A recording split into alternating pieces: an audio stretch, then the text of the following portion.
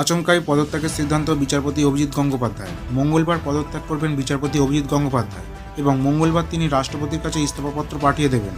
আর যেটা খবর পাওয়া যাচ্ছে, বৃহস্পতিবার তিনি বিজেপিতে যোগদান করবেন এবং সম্ভবত তমলুক কেন্দ্র থেকে, তমলুক লোকসভা কেন্দ্র থেকে বিজেপির প্রার্থী হতে পারেন তিনি, এমনটাই শোনা যাচ্ছে।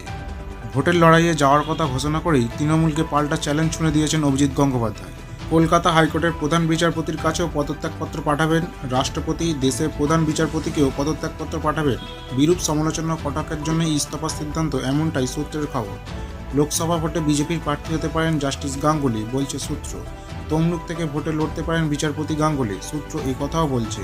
চলুন তিনি ঠিক কী বলছেন শুনে নেওয়া যাক। মঙ্গলবার পদত্যাগ করব, এক নম্বর। দ্বিতীয় হচ্ছে, আগামীকাল বিচারপতি হিসেবে আমার শেষ দিন। সেদিন আমি কোনো বিচারের